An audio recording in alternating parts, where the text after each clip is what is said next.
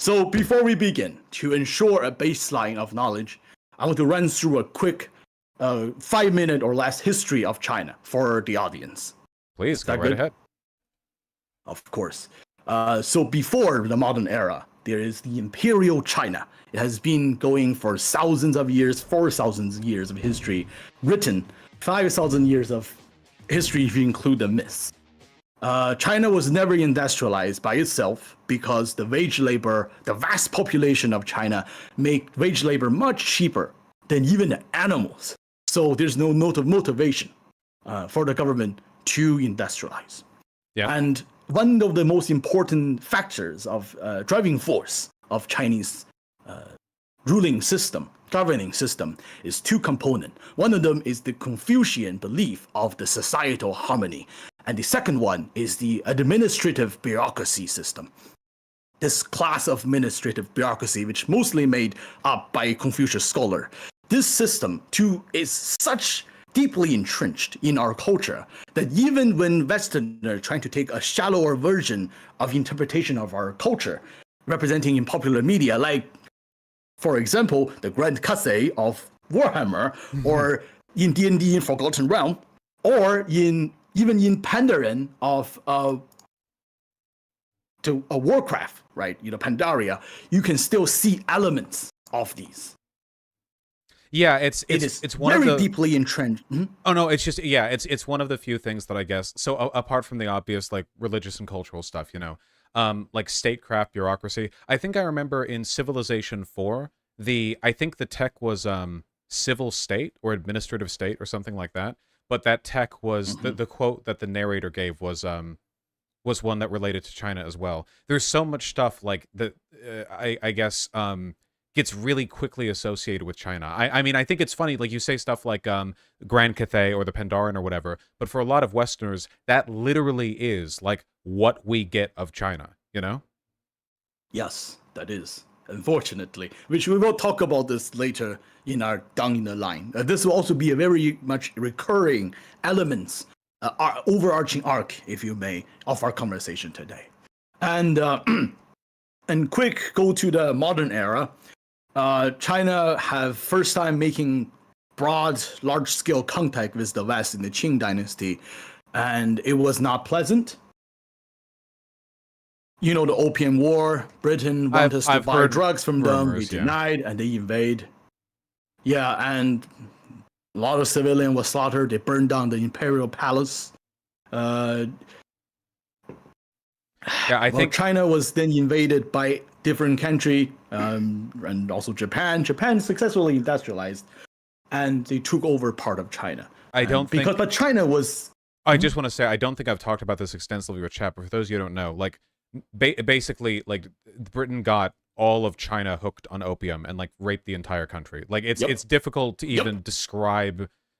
I think that there are people, I think Kraut said this, that you can attribute a lot of China's modern, like, global political decisions to basically we want revenge / we want that to never be able to happen again.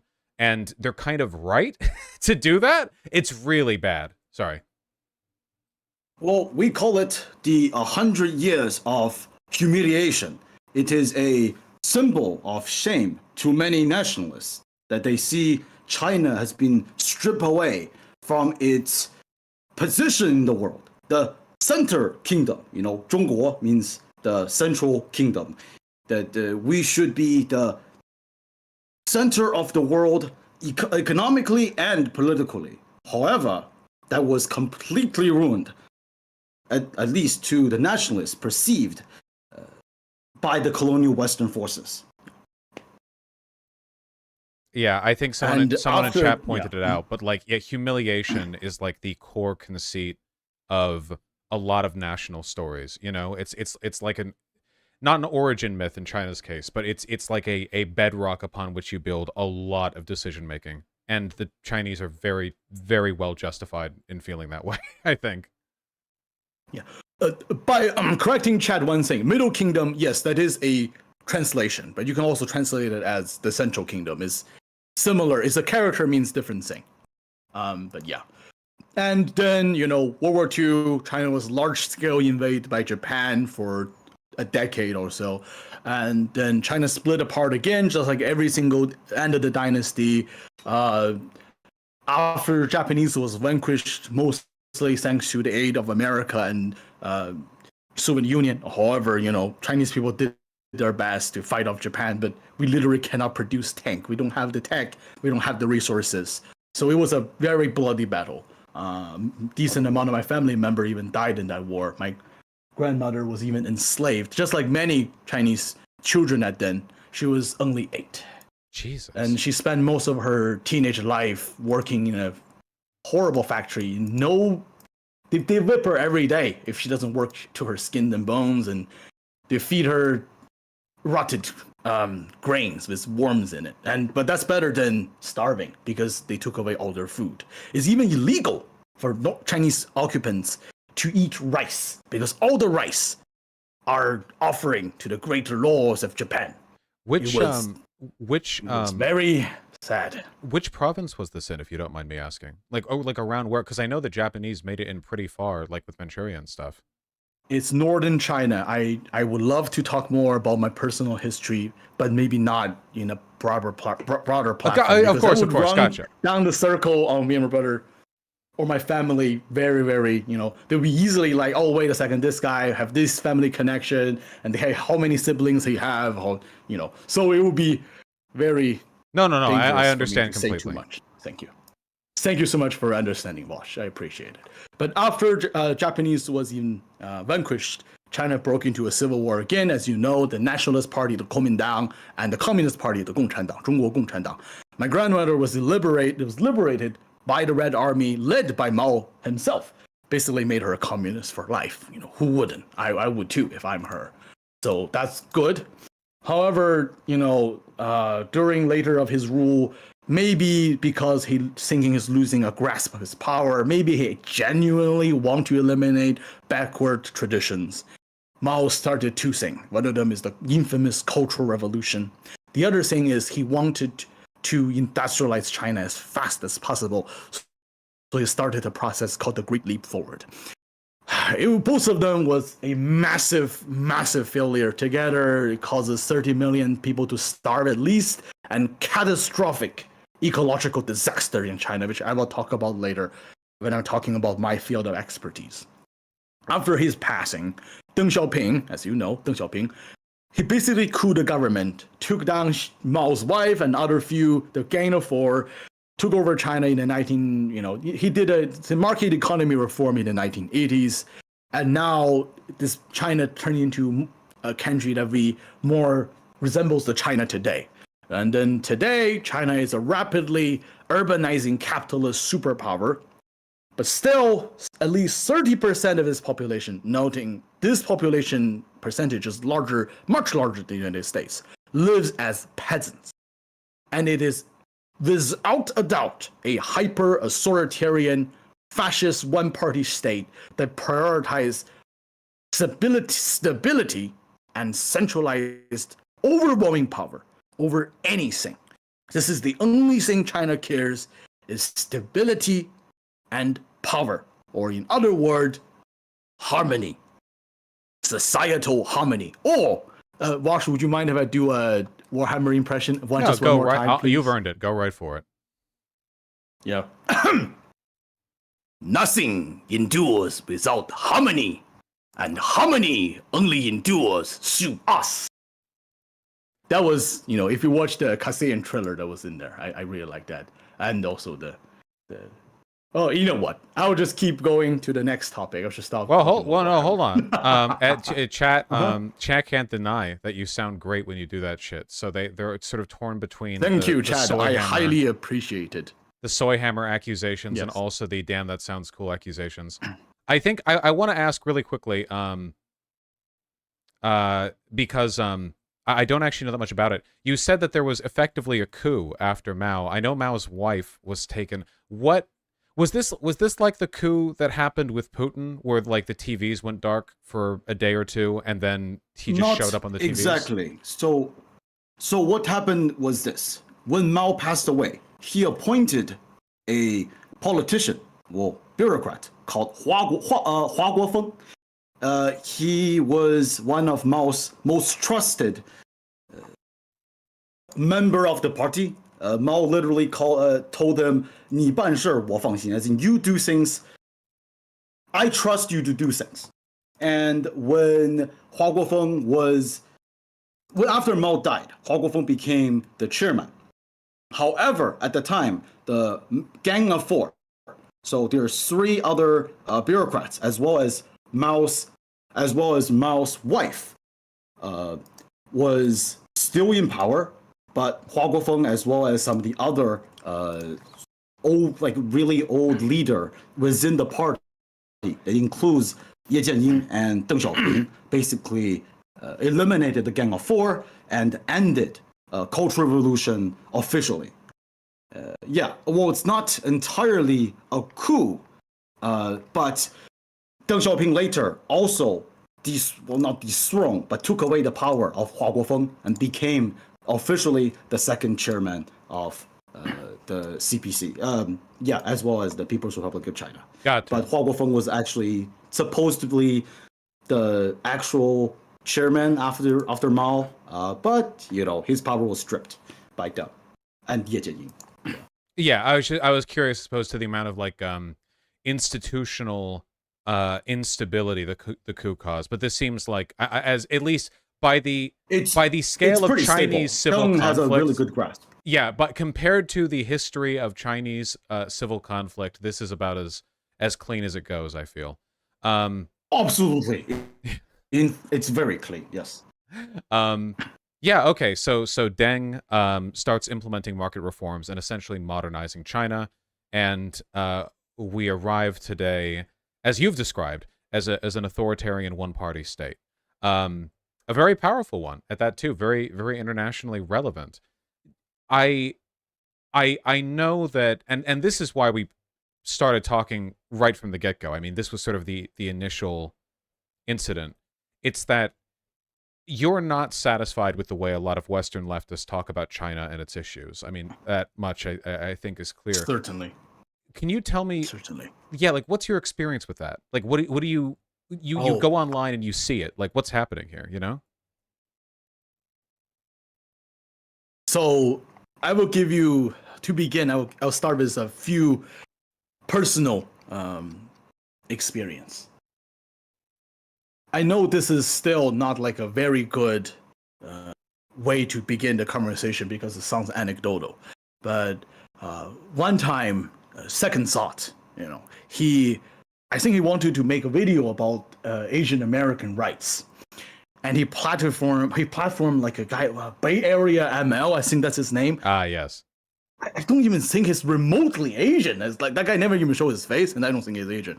I could be wrong, but I don't think so. That means they're also genocide denier, so I don't expect them to know anything about China, at least in a good face.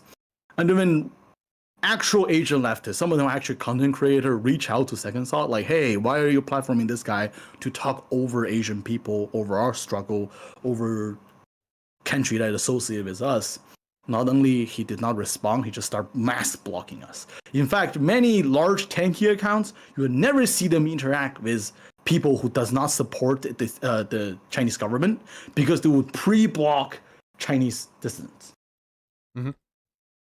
And generally speaking, for many Chinese leftists who our views on tankies is we dislike them.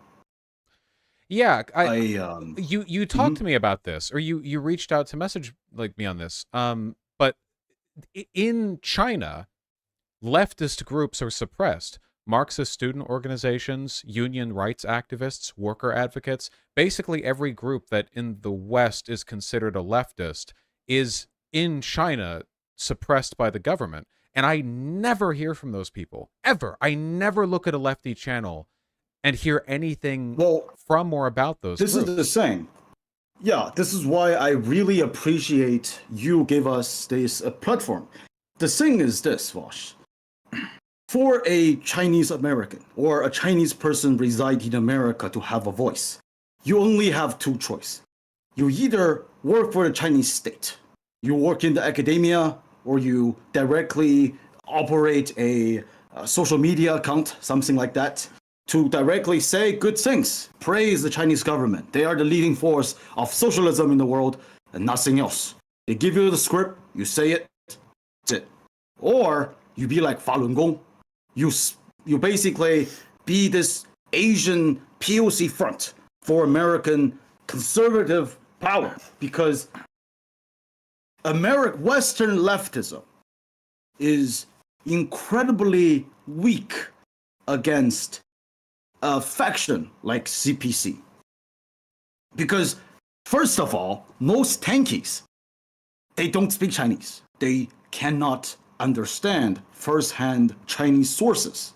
That their information is limited to their own English translators, and oftentimes can I speak to that really direct quickly? propaganda from the state. Go ahead. Please. So yeah, I remember this because I remember this issue was really really weird with the Uyghur Muslim camps that they were put in when Yes. the Chinese government had documents that leaked that described detainment and arrest procedures, which made them look really bad.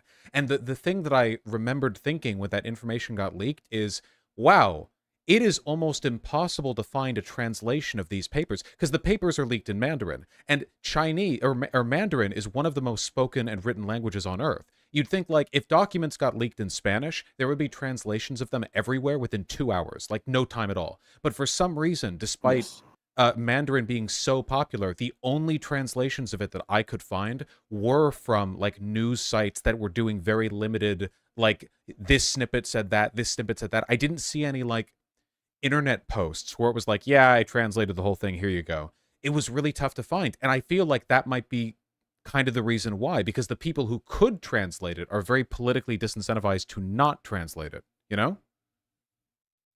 I mean, if you are a Chinese dissident, the problem is this. If you are a Chinese dissident in the Western world, you often work with American conservative groups, and you don't need to talk about the Uyghur concentration camp in order for you to do advocacy, because their political ideology is far-right Republican Christian nationalism that specifically focus on America, not minorities' rights in China. And the people who are supposed to care about minority rights, lefties, first they lack the ability to translate because white people in America don't tend to be bilingual. Not to say like they study Chinese, which is a pretty hard language. And so you cause this very weird epistemological black hole that I personally would prescribe that many tankies are neo-Orientalism. Are you familiar with Edward Said and Orientalism, Vaush? The original conceptualization of it, yeah. Yeah, this idea of the Western world see East Asia through the Western gaze, that a unchanging world that can only be the contrary of Western world. That Western world is modern, the Orients are backward, or the Orients are cunning, but they cannot be smart. The best example will be, like for example, Fu Manchu, right? Like he can be cunning, but he cannot be smart. He can never win against the Westerners because he lacks something essential.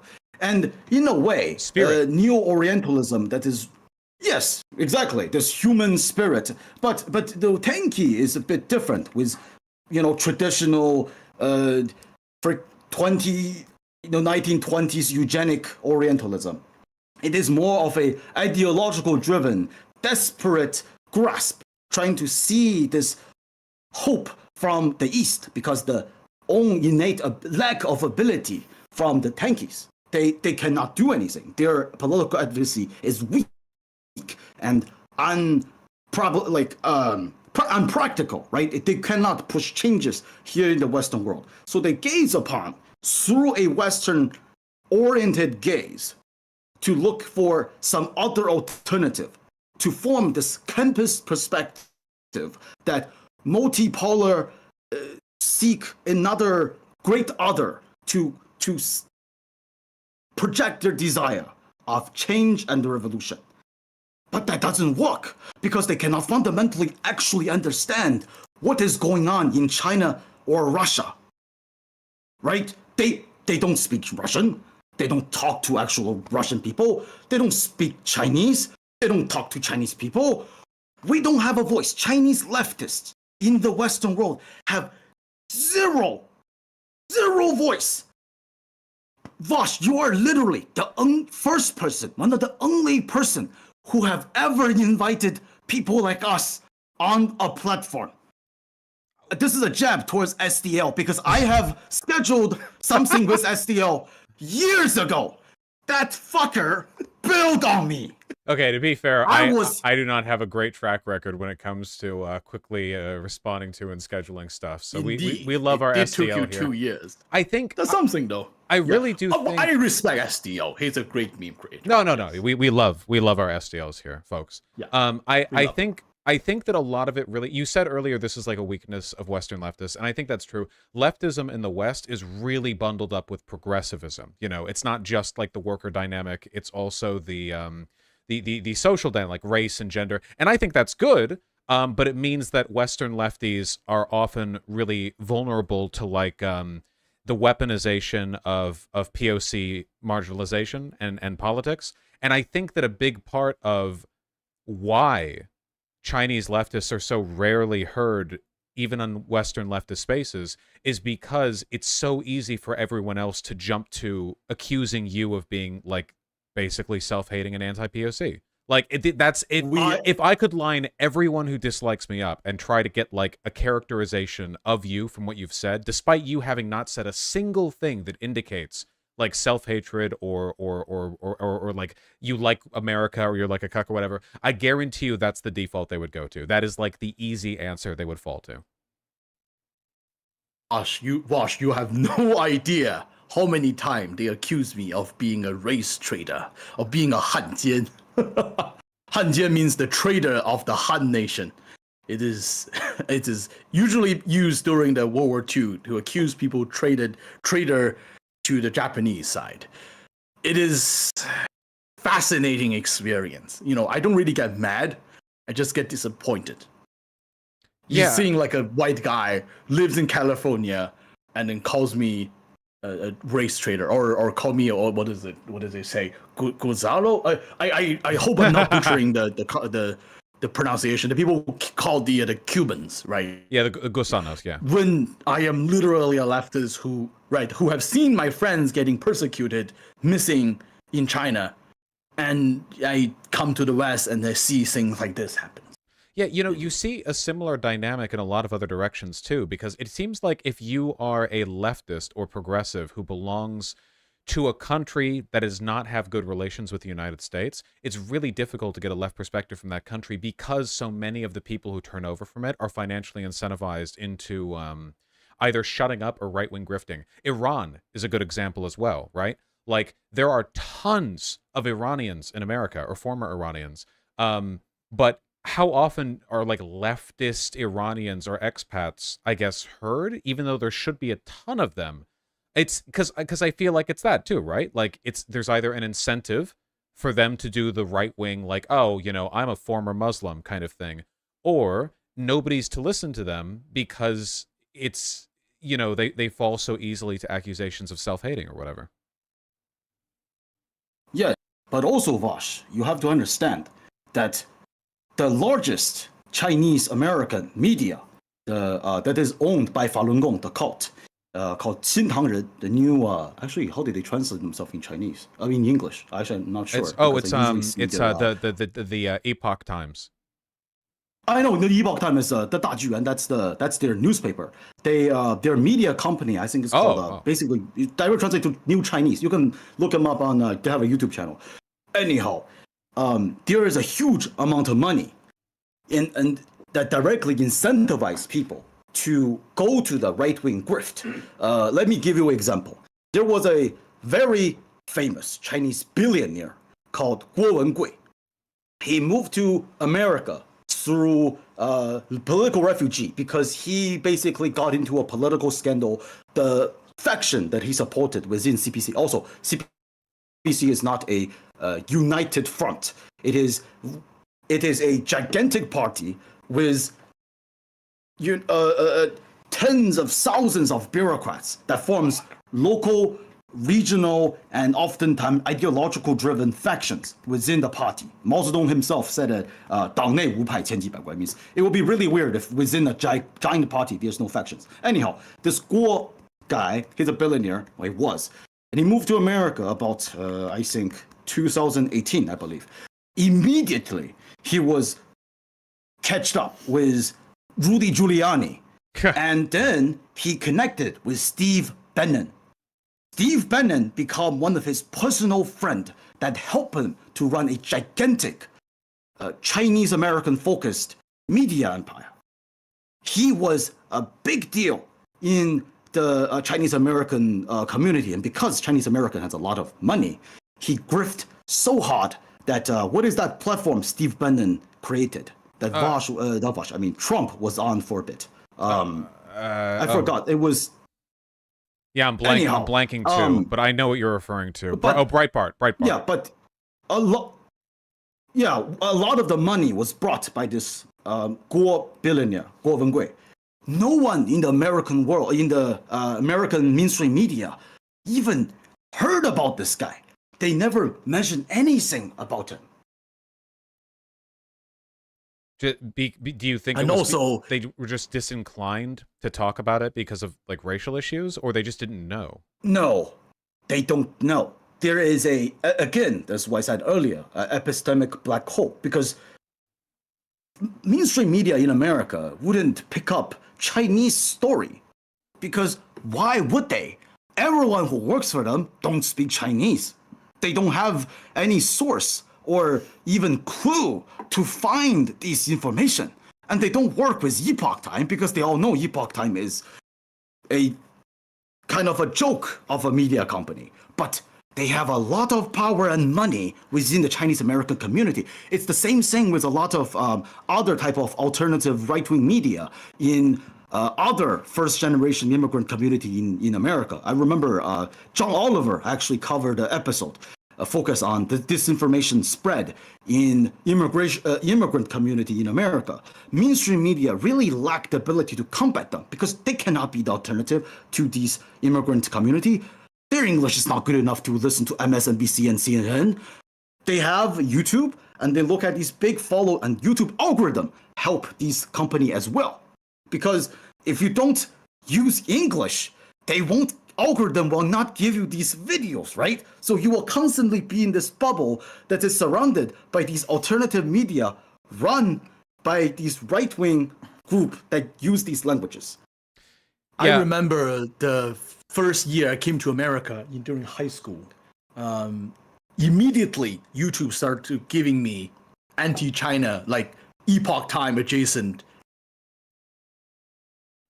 propaganda videos. We don't really have ridiculous making crap ups. Yeah, this is a problem with like the American assimilationist attitude, I think. A lot of people's attitude towards immigrations, even people who aren't like necessarily racist, even like left-wing people, is just, oh, we have all of these immigrants from Korea, Japan, China, India, Pakistan, whatever, all over the world. Haha. They can do whatever they want, and we're just going to do our stuff in English and whatever, smile. And the big weakness here, right, is that, like you've said, a lot of these communities don't speak English well enough on average to really engage with those media sources, and that means that they're much more susceptible to falling down certain pipelines. So the American assimilationist attitude ends up kind of guaranteeing the assimilation doesn't work because there's no effort to reach out. Because I can't even think, like, you're right. I can't even really think of like a mainstream media American Chinese correspondent. I know they exist, but they don't have enough media prominence to do the work they need to do. And the public conception of China is so, like, a lot of this is because of the war in Ukraine, but I know 50,000 times as much about the way Russia operates internally than I do China. When I think of China, the only two things that I like immediately pop to my head are like a single party state with absolute power, and B, a bunch of like ghost cities that will one day be populated that are built in like the valleys beneath misty mountains. And because that's all you see. You see TikTok videos about how China is in the year 3000, and you see like authoritarian repression stuff, and that's it.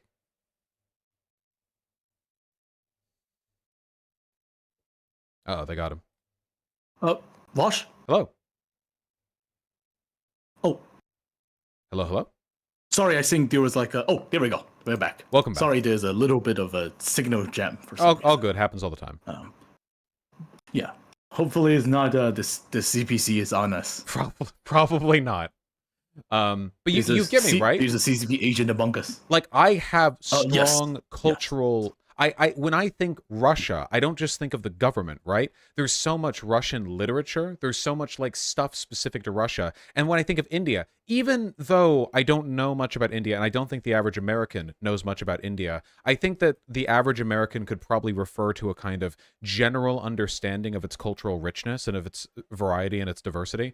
But with China, they have been successful in that like unity through strength thing. Because I think China, despite being so big and so populous and so varied, it is difficult to think of it as anything other than like, you know, a single block. I know logically that it's not. It's just that imaging is really effective. Yeah, so you mentioned about a really good point, Vosh, that China, from the surface, looks like a big block, right? Which I think maybe I can use this to lead to the next point I want to say.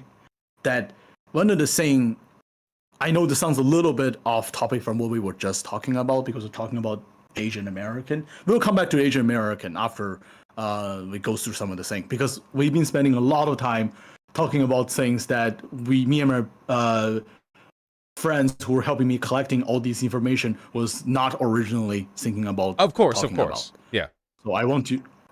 Would you mind if we go back to some of the topic I was originally thinking about talking lead the about? way, friend. Go right ahead. Thank you so much. So the next thing I want to talk about is how Chinese government control the discourse. By discourse, It's not Twitter discourse, but the Foucauldian discourse, the creation and operation of knowledge. It's just like, you know, how America have controlled media.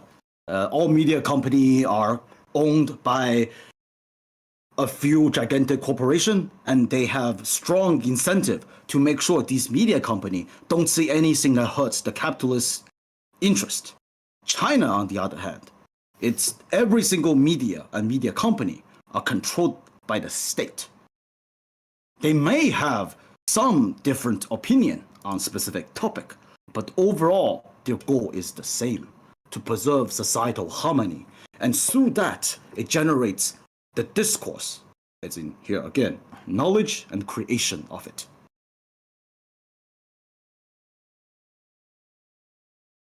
Vosh, Yes. are you with us? No, I'm fully with you. I'm okay, sorry. I didn't know if you were going to continue that point forward. No, yeah.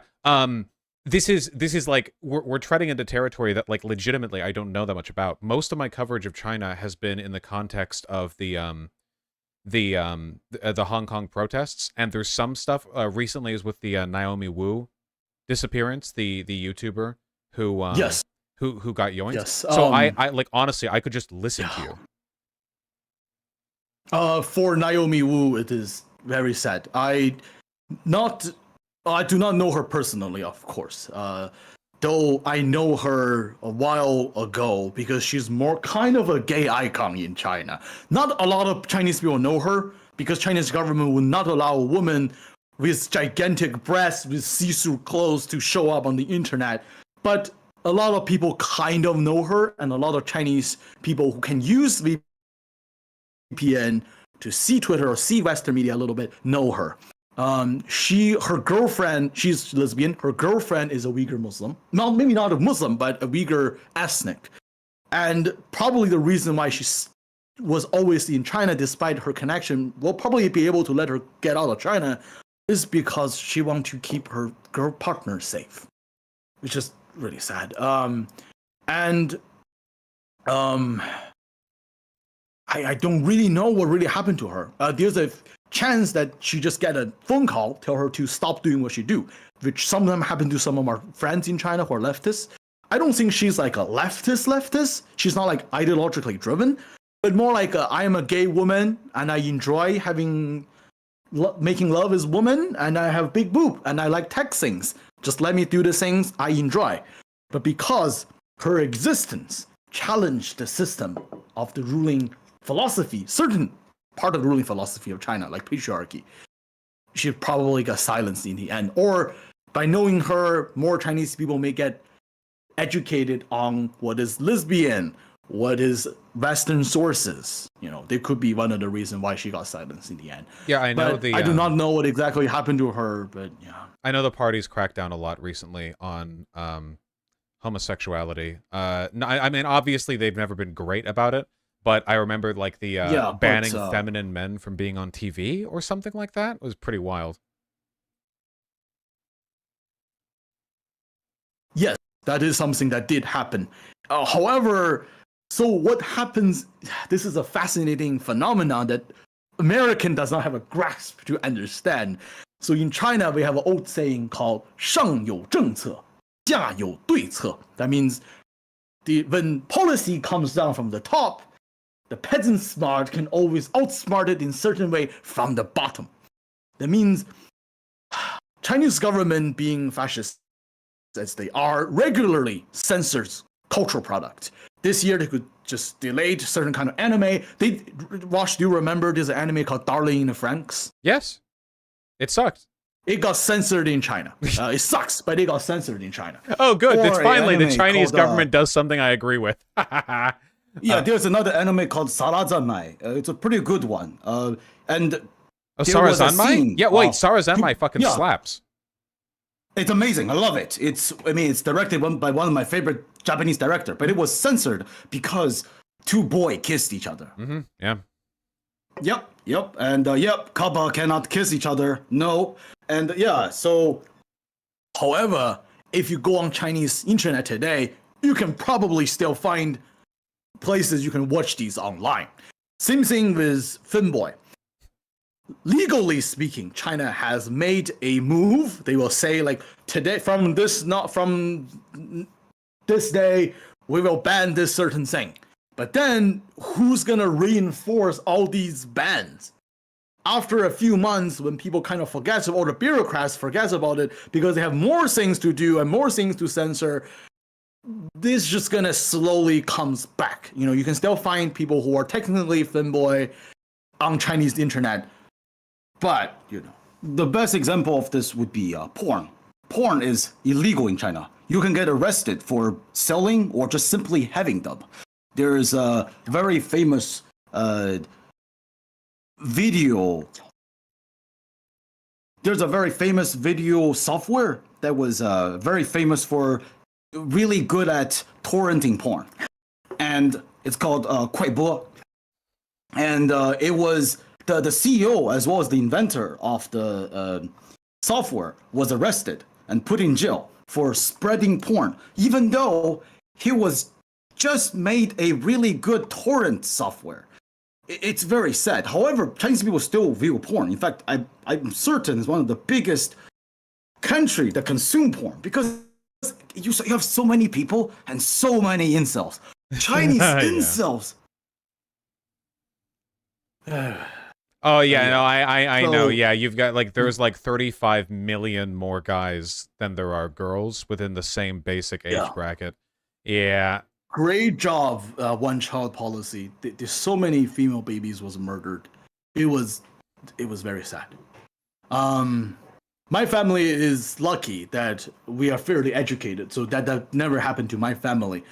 But I know I definitely got a lot of privilege for being a man. So anyway, I'll get back to the topic I was supposed to talk a little bit about. Of course. Cover importantly.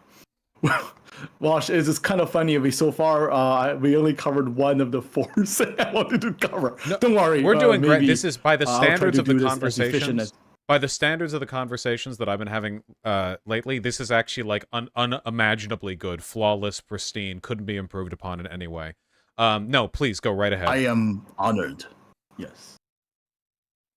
So the one because of my profession. My field of expertise, I want to talk about conservation, ecology in China. So, as you may know, climate change has been ravaging through many places in the world. Americans, actually, I would say, have it lucky. You Americans, even in 50 years when sea level rises to a catastrophic level and climate change ravaged many parts of the world, Do not despair, chatter. We will make through this, okay? You guys gonna lose what? New York, Manhattan, Florida, some part of maybe New Mexico, I don't know. China? Utterly fucked. Okay, this is an understatement. The amount of population of Chinese people who lives in the coastline is like twice as the population of American, like United States. It's like literally what, everyone in 9 China. billion people living. Yeah. Yeah, that's and my understanding of China. Cities. Yeah, no, it's my understanding of China is literally it's like 800 million people on the water, and then there's a gigantic rice farm that stretches across the entirety of the rest of the country, upon which 5 people cultivate. Yeah, you are all on the water. Yes. And I can send you a link of estimation of sea level rises. I will send it in the chat. Please. Feel free to check it out, fellas. It is very grim. And because Chinese government is not a religious fascist government like the Republican, they don't believe the world is going to end. They don't want the world to end. So credit where the credit is due. Chinese government had done a lot more efforts coming to America, building a lot more. Also, one of the quote unquote, I would say this very quote unquote, and you know, do this. I'll do this. Imagine me making a pippy face when saying this. A positive side of being a highly hyper authoritarian country is that you can build nuclear factory, nuclear power plant wherever you want. You don't need to worry about people protesting about it. Okay, the shit happening in Germany never gonna happen in China because people don't get to say where you're gonna build nuclear power plants. Okay, so no, it's a legitimate advantage. It's actually, you know, there's a lot of talk nowadays in the West. China inspires all of this talk from like Western authoritarians about how like China has unveiled the problem with democracy. You know, you have one project continuing for many decades without like new people unseating it every time. It's like that genuinely, it's like inspiring the worst people on our side. And also remember, China has really good train. Okay, so credit where the credit is due. Mm-hmm. Yeah, I have been on those trains. If you ever go to China, Vaush, you got to take up one of those trains. The food is not very bad. It's terrible. The food is terrible because it's controlled by oligarchs who are super corrupt. But the trains are good. There's no way Chinese food is bad. It's so good over here. Train food. Train food. Okay, gotcha. It's like highly processed food. Chinese food, amazing. However, certain American city may actually have really, really good Chinese food that can compete with real authentic Chinese food in China. I shouldn't give my location away, but I can tell you in New York, there is a few really good restaurants. I can send you the location of it to you in Discord after the convo. Sure. And also a few really good places I've visited in other cities, okay? Yeah, if you want to try it out, okay? Yeah, absolutely. Anyway, our delicacy over here is Panda Express. So if you ever get a chance to have that, you should. Yes. Yeah, of course. Oh, I have. My grandmother say it tastes like wax, and she would rather die than eating these things. And I agree with her. She survived famine, and she refused to eat Panda Express. But yeah. Anyway, speaking of food, I need to get into this really important point. Vaush, do you remember how we get COVID? Where did COVID come from? Well, it was I heard it was from a lab in Wuhan, actually, where your people maliciously designed. No, not that. I don't really know exactly what happened. Chinese government had destroyed every evidence they have. Wet market. However, most of the academic ambiguously believe is like SARS is because some Chinese people ate wildlife they shouldn't eat. And the wild animal ate other wildlife, for example, bats, and then they carried it to human. So I want to use this as an opportunity to talk about a very important thing from a conservationist zoologist about China. How much do you know about wildlife trafficking, my friend? Essentially nothing. Okay, so, all right. Now time for me to shine as a zoologist. China has some of the largest wildlife trafficking market in the world. It is horrible. China have a long history of consuming wildlife to gain supernatural healing abilities. You know, they think you get things from eating tiger bones and saiga antelope horns, and most famously shark fin soup, right? Rhino horns, exactly. Rhino being hunted in China for their horns for medicine, and also they use it to make cups. But however, it did leave to every single rhinos in Asia extinct in China, and all other species of rhinos population devastated because of this. It is, and I can go on the list. There's a huge list of animal being hunted directly threatened by China. Like the pangolins, they're all critically endangered because of this. Certain countries like Indonesia even make a profit by poaching their own pangolins and sell it to China. This is why I don't like certain countries in the world. It is horrible. And in fact, they even threaten certain American species like the anteaters and antelope, like the armadillos, because their claws resembles that of a pangolin. So they also get poached because pangolins are so rare these days. It's very grim, and I can send you a New York Times article, and you and Chatter can take a look at that. It's a really, really good summary of how Chinese traditional medicine destroys many species of wildlife today. And China as a government is horrible when it comes to conservation. The degradation of the environment of China is anthropogenic, human caused, and is catastrophic. It started thousands of years ago, but it mainly exacerbated during Mao's time, during the Great Leap Forward. He's seeing just by human power, he can change China. Basically, even, I would say, terraforming it. But in the end, he destroyed so many part of the environment and endangered many species of animal. Have you ever heard about China trying to wipe out sparrows? The war against sparrows? Yeah, I have heard rumors of this. I do not know much about it. So Mao think there are the four pests: the rats, the flies, the mosquitoes, and then the sparrows. But then they replaced the sparrow with lice, I think, the bedbugs, because they turned out to have catastrophic consequences. Zoologists try to convince Mao it's a terrible idea because sparrows are good, and then they got sent to the desert, the exile. So Chinese people started killing every single sparrows they see.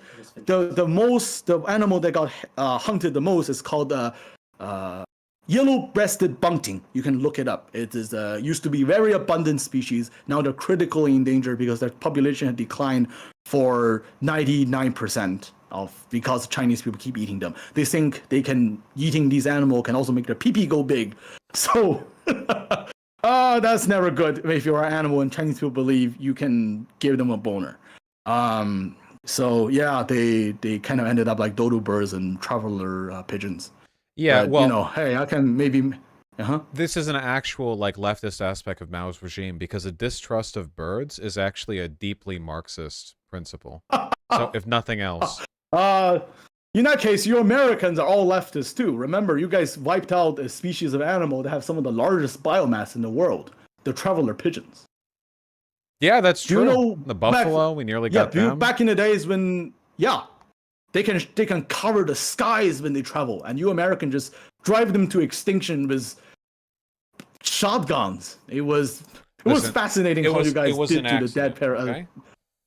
It was an accident. Okay, it was a Joker gamer moment of America. But yeah, so China, and a few more examples I want to use in this case. I'm beating a dead horse at this point when it comes to conservation in China. But if you guys want to look up, there's a species of fish called the white sturgeons. Mm-hmm. They're like the Chinese cousin of the American paddlefish. Have you ever seen a paddlefish? They're these weird-looking fish with a big spoony head and a filter-feeding mouth. You've seen them in your aquarium? Yeah, I'm pretty sure I've seen them before. Hold on, let me. You can look them up. They're really funny fish. Yeah, show it to the chat if you want to. Yes. You're playing game. Yeah, I understand. Oh wait, I'll tap for the links. Don't look at the game. My ears are with you. The game's muted. Wait, this is huge. The lake sturgeons, right? Oh no, the paddlefish. Oh, hold on. How does that spelled exactly? Okay, great. Paddle-fish.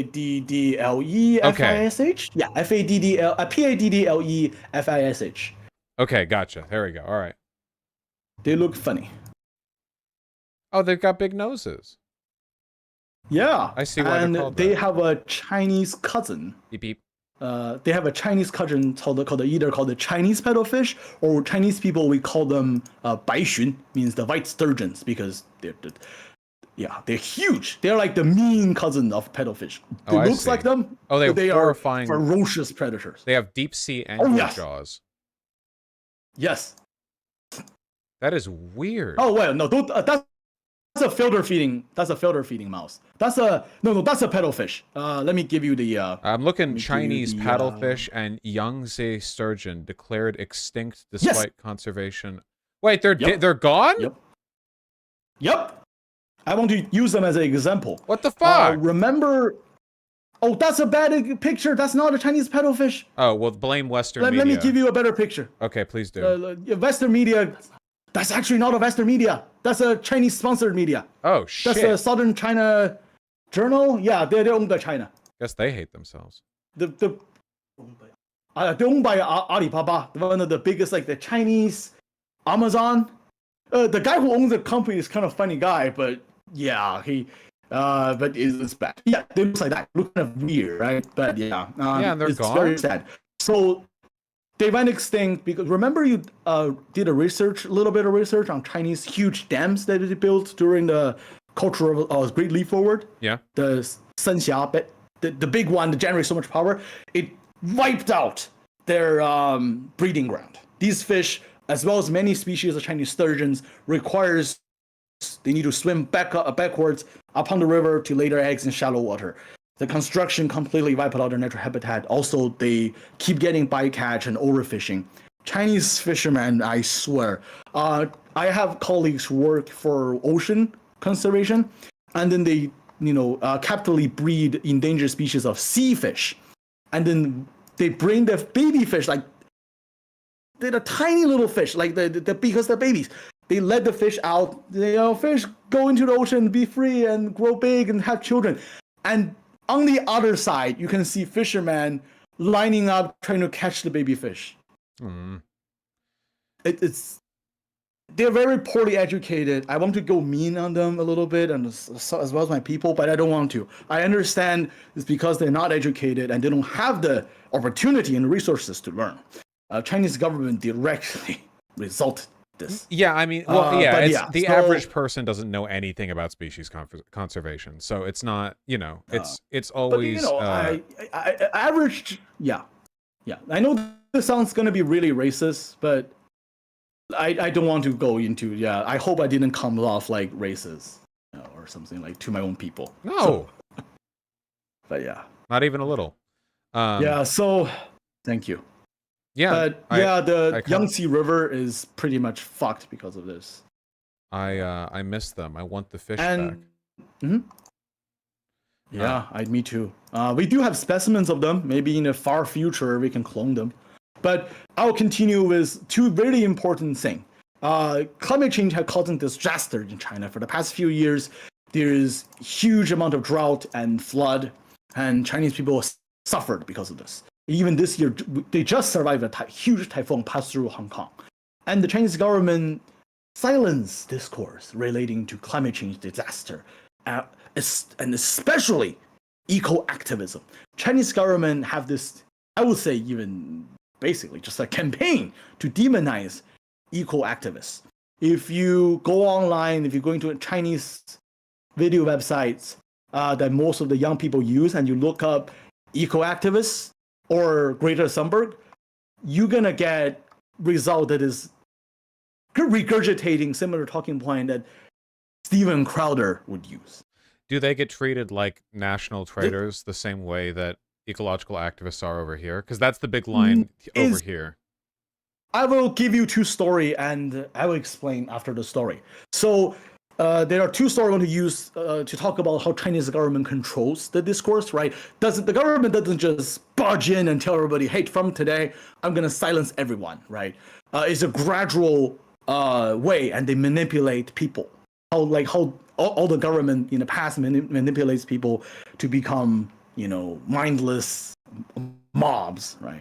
In this case, I will use two good examples. One of them is called the paperclip incident. Second one is the scientific squirrels and the guoke incident. So the first one is called paperclip. Paperclip is a non-governmental organization that are a independent media run by a few geek tech bro. Rarest W for tech bro. Okay? Rarest W. They try to provide easy access scientific education to the Chinese public. And around 2 years ago, they made a video about how Brazil is burning down the Amazon rainforest to supply the global meat industry. The takeaway is global meat industry is terrible and climate change will cause disaster. And, Chinese people should be more aware of these things. However, the video was unfortunately picked up by really bad face actors, possibly from the state. I know. I don't have like a document from the government to say that, oh, we're gonna Can't take them prove down. it, just feels that way. Yeah, but then what happened was many other independent media who are state-sponsored, responsible for radicalizing and regurgitating American right-wing talking point. These media are openly far-right. Sorry. Give me a moment. Sorry, I think I need to drink a little water. Oh, I talked too long. Water is good for you. I've heard rumors of this. It's good for fish, too. Of course, Vash. Yes, thank you. One thing interesting about the independent media that was criticizing or starting the witch hunt to Paperclip is that they will regurgitate directly, word to word, alt-right talking points from America. In fact, this type of processes have started back in 2012 to 2013. I have started to, even when I was a youngling, start to recognize that, wait a second, these talking points are not organic. A lot of Chinese people don't really have this type of argumentative that is so similar to a lot of Western sources. Because when I was younger, my family is, again, well fluent. I studied a lot of English. I have more access to Western media and a lot of American sources. At the time, I was already sort of engaging in some political ideas. Even though back then I wasn't a leftist, I still already know some talking points from American alt-right media. But I was just really surprised when I started to see them in China, on Chinese internet, regurgitated directly by state actors. Not just anyone. I mean, later today, we see direct Chinese party affiliated people talking about great replacement, LGBT, queer phobia, LGBT issues, and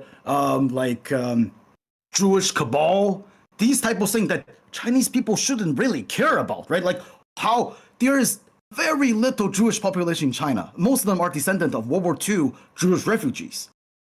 Yeah, there's no Jewish people in China. Where's this anti-Jewishness rhetoric came from? We've seen this in a lot of other countries. It's so difficult to imagine this influencing China because, China is so large and powerful. It's not like I can understand the state. Yeah. It's it's easy for me to understand how the American far right has exported its talking points to say the far right in France or Italy. The mental image of Chinese government officials talking about George Soros is so insane to me that it's actually disgusting. Fascism really is international. I feel it's incredible how quickly those talking points flow across borders. Oh yes, not Chinese official again. Not Chinese official will never say these things. Oh no, sorry, I'm sorry, I misspoke. Not Chinese official. Yeah, Chinese, but in cultural, state-sponsored medias. Yeah. Yes, pundits. Yes. So yeah, but back to the thing. So, but the witch hunt goes on for months. You even see bad face actors taking selfies of them eating meat to how meat eater triggers vegans is similar to that. Right, yeah. So their takeaway is the conspiracy accusation eventually evolved into Paperclip is a foreign power planted NGO trying to strip away Chinese people's rights to eat meat. And Chinese government all of a sudden showed up, banned the account of Paperclip. And everyone give the government a round of applause, cheering on the government finally taking down these race traitors. And the second story is a little more personal and sadder, because the second story happened to some of our friend or adjacent. So this independent media is not only dedicated to spreading science, but it's far more professional because it's actually formed by scientists. It's called the Scientific Squirrels, like the animal squirrel, and also a technology website that's also formed by the same group of people called Goukr. Goukr means the nutshell. It's like, squirrel crack opening the nutshell, revealing the nuts inside for the Chinese people. It's the science knowledge. Interesting. That's quite cute, actually. And also it's a Stephen Hawking, and also I think is a Stephen Hawking / Hamlet reference. Because the people who created it are all professional scientists. The website is very left-leaning. They are a staunch supporter for the Me Too movement. They talk about sexuality very positively. They talk about advocacy for climate change. However, similar thing happened a few years ago. I actually really appreciate one thing you covered on your stream one time. You talked about the 731 unit of Japan. Mm-hmm. The one that did human experiments on Chinese people. Yeah, they did a lot of stuff. So there was a rumor a few years ago for some reason that, there's a thing that we think is real, but it's actually not a real scientific fact that humans are 75% made of water. It's like and 60%? The rumor. No, I actually don't know the real number, but the rumor says the reason why we know it is because a mad scientist from Japan squeezed Chinese civilian dry, so they calculate how much water there is, and then that's how they got the number. Of course, is buffoonery. It's not real. And a scientist from this organization, the Scientific Squirrel, he's a biologist / a paleontologist. Mm-hmm. He writes the most fabulous essays. Talked about how is this obviously misinformation, and then huge amount of backlashes was thrown at them, claiming them they're traitors or straight up siding with the Japanese invaders. And just like what happened to the paper clips, the government later showed up and shut down the most influential scientific independent media in China on the behalf of the will of the people. Okay, so and from what I know, so this seems like a consistent dynamic then. The state officials themselves keep an above it all lofty attitude where they don't get into like the super gritty, dirty far right propagandizing. But when the far right propagandizers stir up enough attention, the government gets to put up its hands and go, well, okay, well, if so many people are concerned with this, and then they basically get to act as they get to act as though they were legislating on behalf of the right-wing interests while pretending they're just responding to like civilian complaint. Remember how Elon Musk had a vote about whether or not he should be the CEO of Twitter? Mm-hmm. It's like that, but China actually controls the poll and who gets to comment on them. When China doesn't want you to say negative things about them, remember, so Chinese government system had this unique censorship system that will detect the text you text. I can literally not say Xi Jinping eats shit because it will detect me saying Xi Jinping. And then I will literally not able to post that comment. And then the system will tell me you are not allowed to post that because I have detected you have things that are sensitive to post. Okay. It is the most dystopian thing ever. Same thing with search engine. Search engine literally, maybe they don't do it anymore, but a few years ago, I still remember if you search for things that are like Tiananmen Square, the search engine will tell you the things you're searching is sensitive information. So I will only selectively present the information I get. I meant to ask that as well because it's talked about so often and so poorly understood. Mm-hmm. Could you please explain to me what the hell the social credit system is? Okay. I did not live. So for the past few years, because of COVID, I didn't got good chance to go back to China and stay there for a long time. However, from what I have known is that social credit is a key thing implemented differently in different regions. China has, you American can tap when you pay credit card now. Mm-hmm. China have do that for 10 years.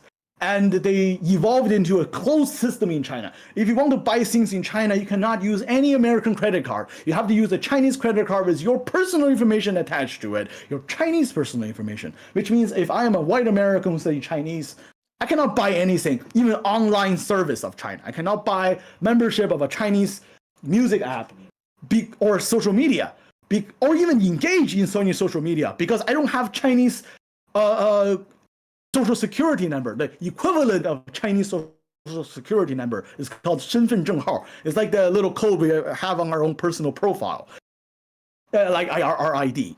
And social credit used to be kind of a jokey myth, only apply to influencer or someone who actually triggered the government. Then, they're not allowed to leave the state, they can't get on train or buses. So most of the people think it was a joke. However, now it have changed dramatic. It's kind of like credit score. Your credit score that is related to your personal credit, how much credit card you use, and debt and stuff. That is tied into. It depends on the region. Also, again, it depends on the region. Some regions don't really use it, but it can. If you, for example, stayed in America for a while, or you haven't do a lot of commerce in China, your social credit score will drop. There's also other type of way for you to have a lower social credit score, but it mostly operate like credit score, but more omnipresent. I'm not saying credit score is not omnipresent too. It's everywhere in America. It's a draconian system in America. I think it's kind of on a similar part. I think on a similar part. I don't mean to social credit in any way downplay like our credit system. But the thing with the credit system that we have is like it's purely economic. Like the government tracks. Well, not necessarily tracks. The credit score system is so stupid. But like it's basically like tracked by banks. Yeah. The banks track it, but it's also like they communicate with each other, and it might as well just be like another number, like you're like nationally accounted for. Whatever the case may be, it's like an economic thing. But my understanding was that with the social credit system, it goes like so like you said, it can be dinged for some stuff like doing out of state, but likewise is it possible to be like penalized through it? Like if you're a social media dissident and then like one day you go outside and like again, I haven't been.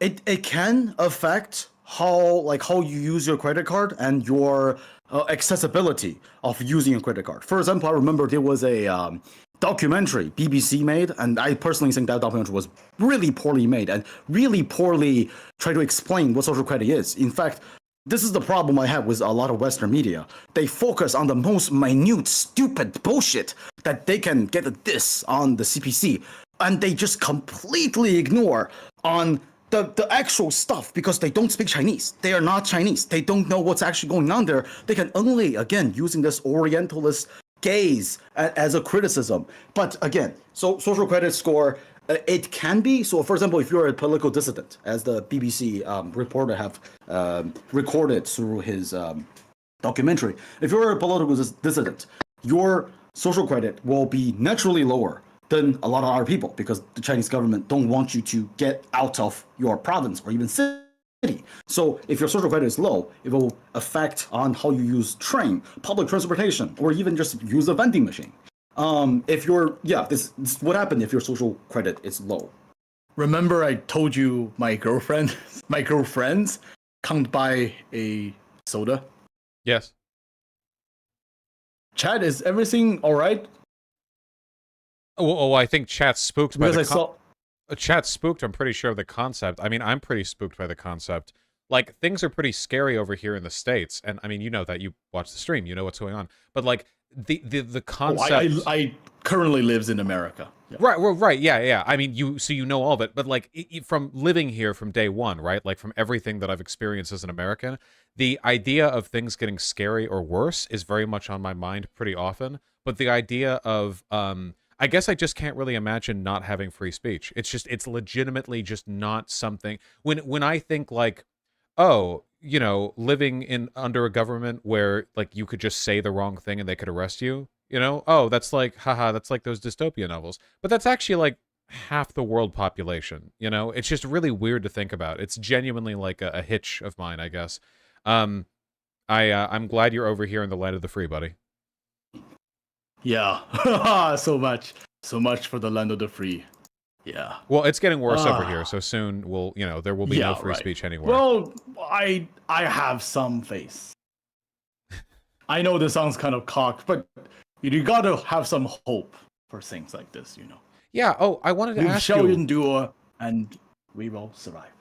No, I wanted to ask you about that. Like I said, it's difficult to think of China as anything other than like a hegemonic political bloc. I think in very large part due to intentional messaging. I wanted to ask you, you said that it's not hegemonic, which of course it's not, but I want to know more about that. So, one thing that I've heard is that the supreme power of the Communist Party is largely overstated in a lot of it. That China is so big and so complicated that, sure, technically they have like total control, but there are many provinces where their control is practically very limited. I mean, you talked earlier about how like the peasant can work from the bottom to undo rules given from the top. How much wiggle room is there? I mean, how much is the totality an illusion?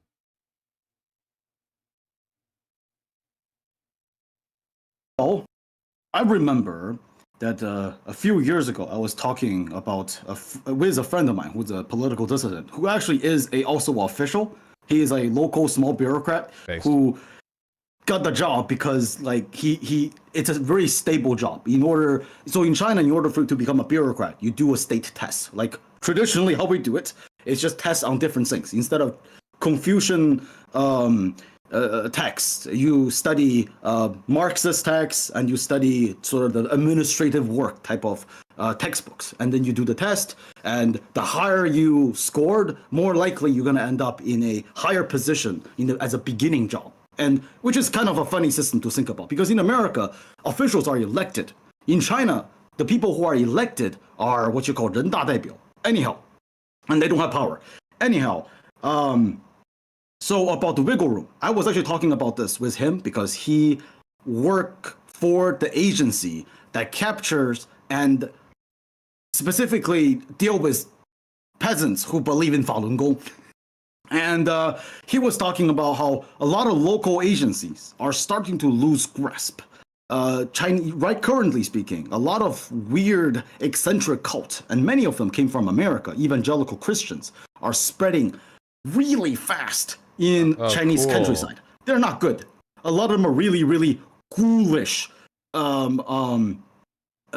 evangelical Christians.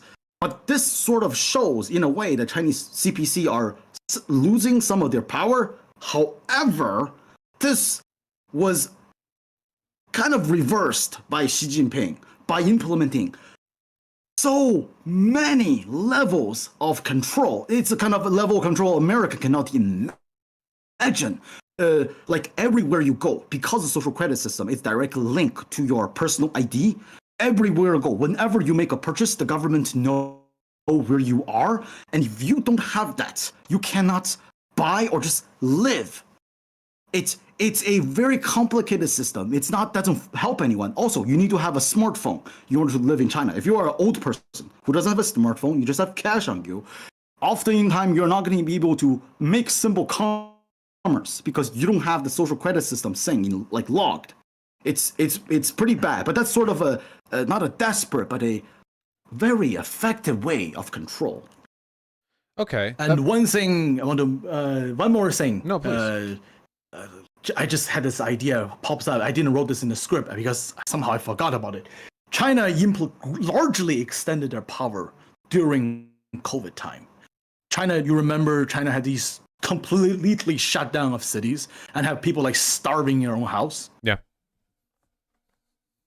So China during that time make everybody download apps in the name of controlling the pandemic. And afterwards, it does not take that power away. The surveillance system was built thanks to COVID. It was, as dystopian as you can get. Using a Gangbin, I'm pretty sure most Vaushaites wouldn't know who he is. He's an interesting post a structural theorist from Italy. The logic of the state, it will always be control, discipline, and sort of this adding up to the policy is always about adding. And for the biopolitic of the state, in order to preserve itself, it must strengthen its control. I mean, this is not unique to China. Look at George Bush Jr., what he did with Patriot Act, or the current administration in Germany and France. I mean, China do it the best. China is the best on doing authoritarian and capitalism that we have ever seen in human history. And all the other states around the world will copy it because it is effective. And GDP don't lie. Well, it might. China might be in a whole lot of shit show in the near future, but they will use the more shit they got, the more strength and control they will urge their policy to become. It's very sad. I think it's just, yes. No, I completely understand. You've heard me talk about this, I'm sure. The big thing that I've talked about with regards to huge changes to China's governance are that there's pretty much an inevitable economic downturn that will come as a product of your very weirdly shaped population graph. When all the people who are born, like after the fighting stopped to World War II, like age into retirement or whatever. Wait, they would have already aged in at the end of the famine. The end of the famine. That's right. The famine in the early 70s. The generation of my parents. Yes. Yeah, they're going to age into retirement, and when that happens, you're going to have a hugely topsy-turvy population graph, and that economic downturn is probably going to destabilize things at least a little bit. At least that's what I've heard. Do you think that's true, or do you think that's copium? Hopeful. Yes, and I cannot predict future, but things gonna be bad in China. It's gonna be bad and ugly. Climate change, economic downturn, people getting older. They try to save it by right now they're pushing for not just 2-child policy, 3-child policy. Yeah. In fact, one of the reasons why they really hate queer people, one of my guess is that this fundamental notion of the essential function of people, right? Like your function as a Chinese citizen is to study, get ready for job, work, and have as much children as you can, you little fucks. So if you're queer and you're not guaranteed to have children, well, that's a problem. We have a problem here, don't we? So in a way, one of the reasons why I think China have really weird control on queer people is because of that. And for the queer rights in China, it is, most of Chinese leftists are made up by trans women. Obviously, that's just similar to a lot of countries. Naturally, of course. The minority group, yeah. They're loud One everywhere. of my girlfriend is a Chinese trans woman. Yes, I love them with all my heart. Both of them are taller than me. One of them is Slavic. One of them is Chinese. I love them. It's the fate of trans women everywhere to be taller than their boyfriends. Yes, that's just how and they're beautiful. it works. But yes, where was I? Oh yes, but in China, in many regions, I do not know are they still operating? But not long ago, convergence therapy is rampant in China. Convergence therapy, like they would literally tie people to chairs and then tase them, or force them to detransition by injecting testosterone into their body. It will cause horrible defects and melt their skin. It is really sad to look at. However, they basically get away with no punishment because, it's for the great societal harmony. And one of the things I hate the most, triggers me and my fellow leftists the most, is how so many of these so-called tankies who call themselves gender liberationists and queer communists and trans rights in their Twitter profile saying 100 times, and then they close their eye when things like this happen again and again, and when Chinese leftists bring it up, they actively denies it. Yeah. All they do, Chinese government also do a tokenizing. In China, there used to be there's only one famous trans celebrity. She is a trans woman called Jinping. If you look her up, Jinxin. She's a beautiful SXIN. Yeah, GINGXING. Yeah. My father is sitting across the room, Hi, Dad. nervously watching. So he was just like, I don't want to get arrested. Offered next time I go back to China. My son got to be really careful not to mention anything about our personal information. Our family is fucked. But yeah, he's just correcting me on the other side of the room. She looks Dad. lovely. Yeah, I love my dad. He's a wonderful person. Yes, he's a wonderful person who loves my partners. The best dad I can ever think of.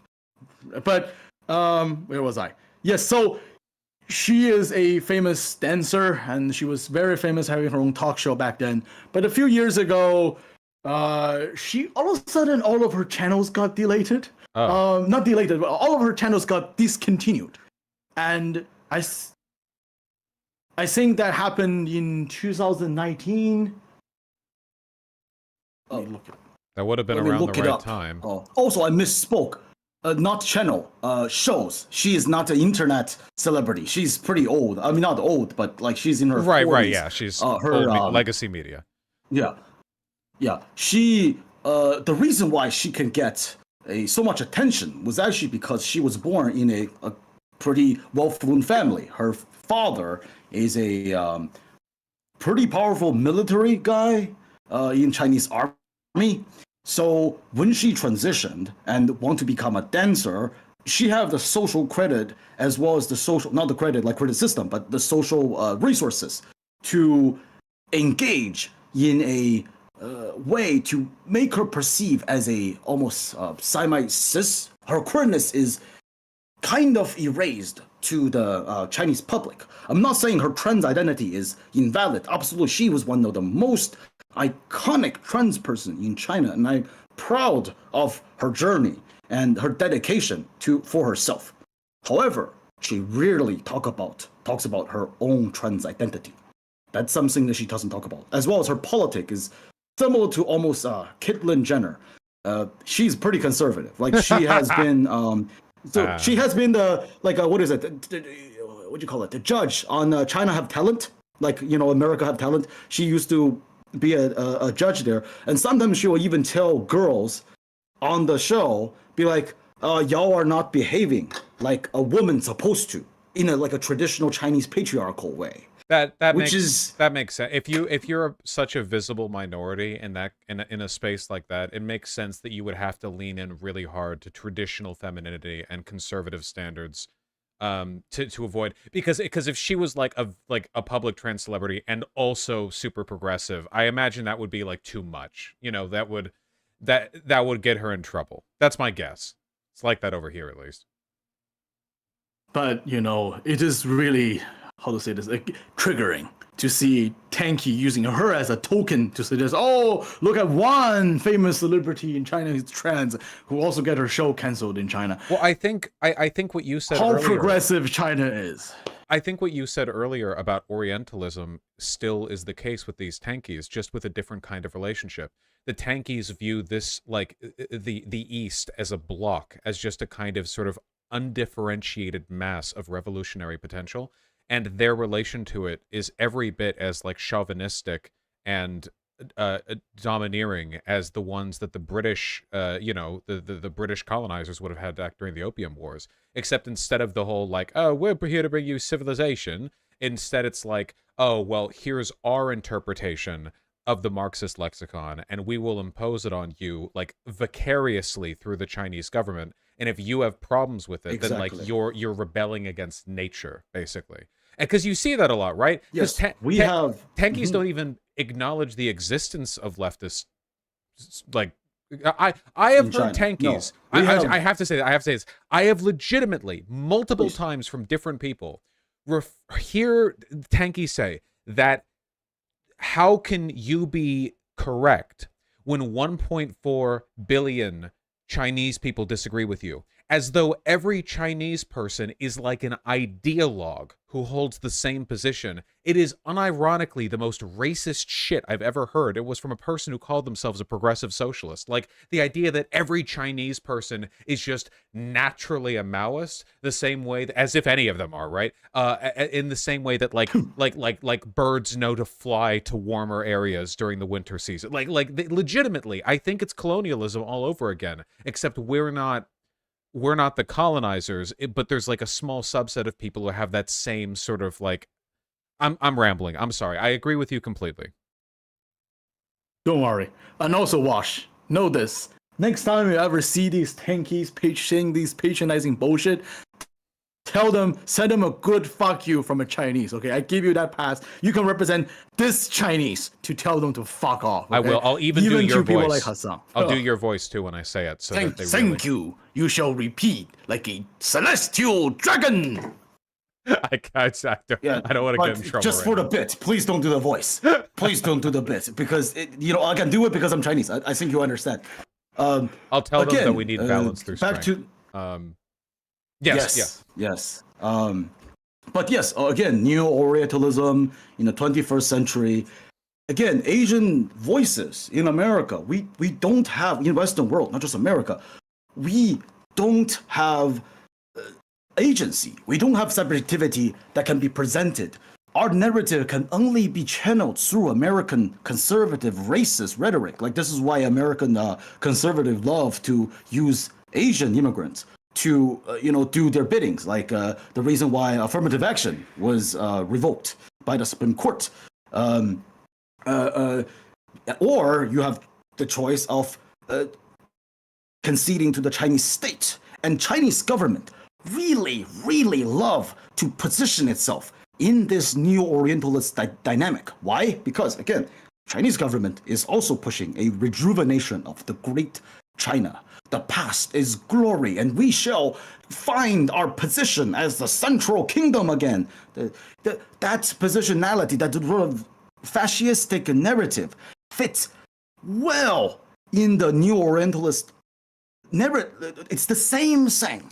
I remember well when I saw when I was in college, and I saw this paper I was reading just for fun, and it was a paper written in Tsinghua University, the top 2 university, one of the best university in China, and it was one of the shittiest paper I've ever seen. What is it about? It's about Orientalism, and what is exactly it's about? It's basically saying Orientalism is bad and colonialism is bad, and this is why China will retake its place at the center of the world. And just like how the Western colonizers defeated us, we will defeat rest of the world and take our place as the real Orient. I was like, what the hell are you talking about? Edward Said would he would be so pissed if he knows that his theory has been utilized by an authoritarian state to push for this self-antagonizing Orientalization. You know what's interesting? It's very... What you're describing is actually practiced by a lot of fascist Pan-African groups. Groups that take advantage of the legitimate indignation and rage at what Europeans have done to Africa. And they do this like, they think that Darkest Africa is real. We'll show them Darkest Africa. Like, we will become the glorious, like, Pan-African warrior tribe. And it's like, what the fuck are you people doing? But, like, the fascists will reclaim the colonizers' language to describe themselves. It's very weird and not good. It's not good. I mean, this is the thing. I don't want to say anything about Pan-Africanism because, there are good forms of Pan-Africanism. I don't have authority on this. There's many legitimate liberation movement that is directly, result in the benefit of the African people. But, again, I'm a Chinese person. My knowledge is limited to ecology and some political theory that related mostly towards my own positionality in this world. And Warhammer Fantasy. But however, yes, it is. Yes, I not just Warhammer Fantasy. Well, thanks to my artistic hyper focus I know so many lore. Elder Scroll, Forgotten Realm. I mean, Chinese fantasy world as well. There's many different amazing systems. I can do traditional Chinese storytelling of entirety of Journey to the West. If you give Wait, me really? enough time, I will tell you the story of Monkey King. Yes, I'll tell you the story shit. of Monkey King 8 hour nonstop. Okay, this is how I got my girlfriends. Is I just stumble. Like they love me because I'm goofy. No. I love the idea also of like the autistic Rizzler in China being like, all right, I'm gonna tell you all. Here's my like Wukong OC. You know, the original. So of all of the crimes committed unto China from Japan, the greatest of them by far was appropriating and then becoming the most popular version of the Tale to the West in Dragon Ball Z. That's bullshit. Okay, we need a revival of the Chinese, the original. I'm sorry. Oh, fun fact. I want to tell you something funny about the Monkey King and Goku. So China wanted to have their own Kung Fu Panda. They want to create their own Dragon Ball for years.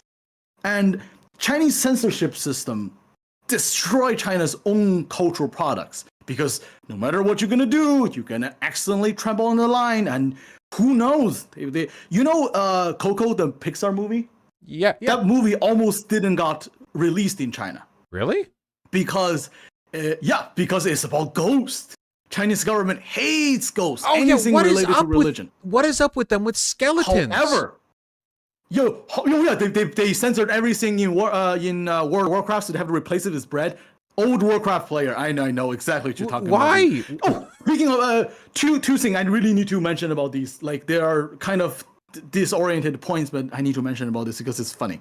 One of the thing is, crap. I got myself disjointed. Oh yes. First thing, China want to create their own Monkey King and Coco, yes. So Coco only got released because the people who do the censoring, they watch this movie in this little dark room, sit like 12 state bureaucrats watching it intensely, writing down every point they think is something that would tread the party red line. And then they get it to the end.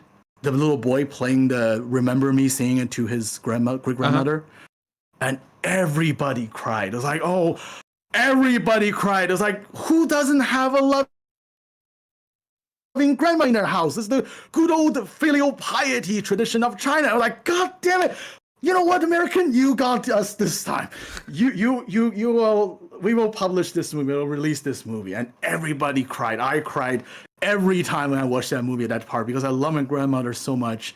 And it always reminds me of her. It's a good movie. But yeah, that's the very, second thing. That's very fun. I'm just imagining like a council of like 300 dusty like 85-year-old Maoists in army uniforms that have their arms folded and their eyes set, watching Coco, completely unimpressed. And then all of them start like sniffling during the scene, and then they're like, "All right, you American pig dogs, you can show it."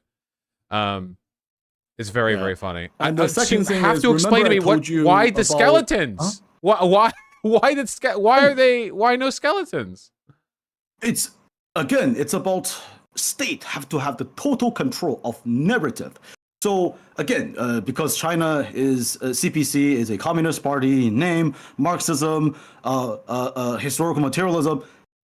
So no religion can take in forms of in media. They cannot, like, unless you're talking about traditional Chinese culture. If you are like anything depicting modern or elements of like afterlife, especially for media for children, state bureaucrats hate that because to them it is a thin line to break from the Chinese state's total control. Another joke we have in China, in modern Chinese internet, okay, we call it 建国后不许成精, as in yokais couldn't form their spirit after the PRC formed. Because that's the moment where historical materialism rise, Marxism bring the Red Dawn and beat up all the traditional bad culture that related to spirituality. So no more magic, no more gods. And Mao consecrated the entire Chinese mainland, yeah. Yes, it's like, once the CCP is formed, every elf flee to the west. You know, flee back to the west. That means like Lord of the Rings style. They get on their boat and they go into their land with their novellas. But yeah, where was I again? All the Oh, yes. all the skeletons Another in your thing. body dissolved into dust. Yeah. Yes. Remember I told you Chinese trans girls will get thrown into a conversion therapy camp and they electrically shock them? Yes. This practice, no joke, was originally created to target WoW players, World of Warcraft players, gamers, just gamers in general, but mostly World of Warcraft players because it was so popular. This fucking motherfucker called Yang Yongxin, Chinese people would make a lot of jokes on him, and he was even a skin. He was even a right? character from. Yeah, there was even a character from what is that's Two Down. It's like a Chinese, not Chinese, like American scary cooperatory game. There's a character that designed based on him, and he believes World of Warcraft or video games in general will generate addiction. There's this game addiction, and I can only fix it by torturing kids. Tie you up to a chair and they electrically shock you. And not just kids, they sometimes even grab like people with doctorate degree into it, and then they torture them. It's crazy how Chinese parents, the upper structure sometimes also determine how people think. One thing that just one. Critical support Yeah, for the critical Chinese support Communist to Party. against the gamers, huh? Yeah, for League of Legends, Yeah, if they but could keep that going. Yeah, well, this practice is not gone. It's mostly kept in more conservative provinces like Shandong and Henan, very famous, really conservative northern Chinese provinces. One thing I want to mention is, when people say, "Oh, Chinese government doesn't have like law against queer people," it doesn't usually have a stated policies that discriminate against queer people or like just minorities and such. And in name, China to the outside world often say, "Oh, I'm progressive. See, I have this affirmative action policies. I have hate crime laws." Well, first of all, Chinese hate crime law was never enacted, not even once. And more importantly, the Chinese state don't need to have policies and direct control sometimes on a lot of issues on young people. And why is that? Because Chinese sometimes modern nuclear family, sometimes more extended traditional Chinese patriarchal family, do the job for them. Disciplinary system doesn't only engage in the form of state operandi, it also comes in the form of families. And Chinese family is very powerful. So, for example, like what I said earlier, Chinese parents have the rights to control their children, not even after they're 18. For example, trans people cannot medically transition without the consent of their parents, even after they're adults. Oh. Whew. Things like this are actual policies and guidelines in China. And adults, again, if you are a gamer and you are heavily addicted to games, even you are not living with your parents can contact these convergence therapy camp, and they will basically send almost Simon mercenary to capture you on the street, drag you in a van, and then take you to the camp. Really? And electric shock you and do conversion therapy. Yes.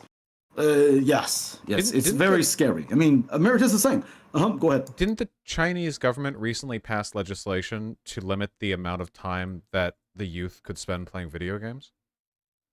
It's been a while, because in order for you to play games in China, you have to, again, have your little ID card ready, type in your ID number so they will know your age. Like, the amount of ID are involved in doing anything online in China is crazy. In America, people cannot imagine how controlled your daily entertainment is in China. It's very, very controlled. Jesus. I mean, freaking hell, games are banned all the time. And, Steam, Chinese Steam, it's a separate system. Like Chinese Steam. Yeah, everything's kept. Don't really. Yeah. And it really. They're kept separate.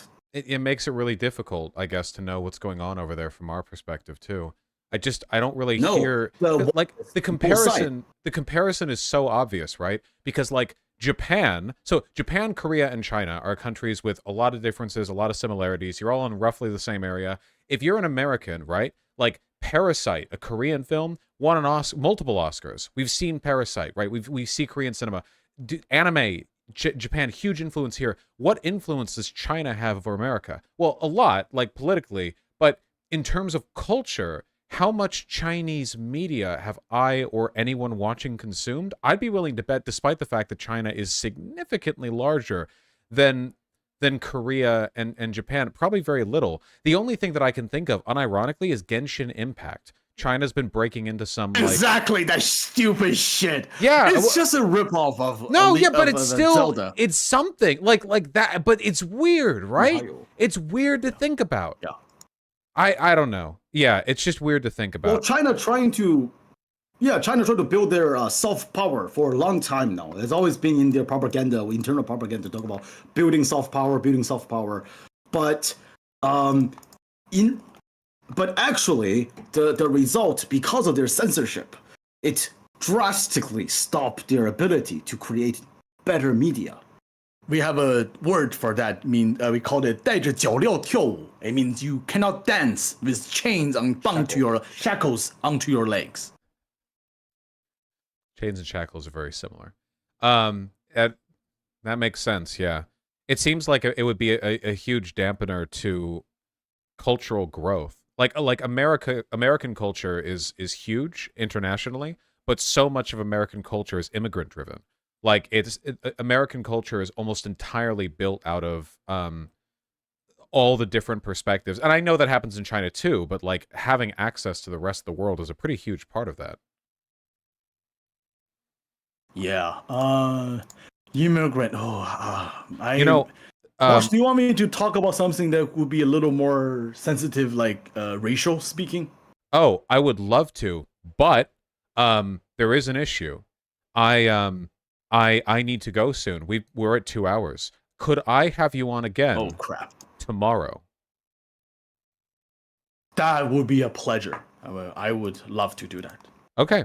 I'll email with you and for before the I leave, specific time. Yeah. Yes. Please. Yeah. Certainly. Before I leave, I want to have this. I mentioned about I'm gonna mention Hassan, and this is how I'm gonna mention him. Click on this link, Vaush, my friend, and also other chatters. Or you can, see what Vaush saw. This is if anyone can clip this and send this to Hassan, my 1,000 thanks. All right, we've got it up. Are those sea otters? I have this to say to Hassan. So, those are Asian small-clawed river otters. He is in Japan when he did this, and this is something that's very unique to Japan, but unfortunately have spread to China and Korea too. Remember I told you East Asia has a terrible, terrible track record when it comes to wildlife trafficking? Mm-hmm. None of these otter was probably born in captivity, and it's incredible to breed them. They probably smuggled into these terrible cafe, into these places that people play them like toys, put them under stress, and it's just horrible practice. However, Hassan, he doesn't know. However, the builds up. He made many mistakes. And also, you can see this in our cafe. So when Vaush and you other fellow Vaushites, when you visit Japan, never visit these places. If you have cats or dogs in it, sure. If you have sheep in it, why not? Wild animal, never. And he's basically supporting a huge industry that smuggles animal, not even just in Japan, but possibly from America. They smuggle even turkey vultures from America. I don't even know who want to pet a turkey vulture. They poop on their own legs to lower their body metabolism and temperature. But, Japan managed to poach them from America and take them and shovel them into these cafes. It is terrible. So if someone wants to send this clip to Hassan, I would greatly appreciate it. And also tell him he knows nothing about Taiwan and China, and please shut up. Or at least read about it before you talk about it. Like, supporting Chinese police brutality in Hong Kong? Brush it over like that? Like, oh, I know it's bad, but there is no but, Hassan. If you're truly a principled leftist, as you claim you are, stay with your principle. That's it. This has always been my main issue with him as well. If you're going to say hello to an otter, you have to go and dive into the sea and catch it yourself. And then let I it go. truly appreciate Chad. You guys are awesome and so loving. I appreciate talking to you guys. Yeah, I've had a delight talking to you as well, and I look forward to doing it again tomorrow. Oh, certainly. Thank you for your platforming, Vaush. Not at all. Thank you very much for coming on. I'm sorry it took so long, but on the plus side, the second Oh. gap between the first and second time will be significantly shorter.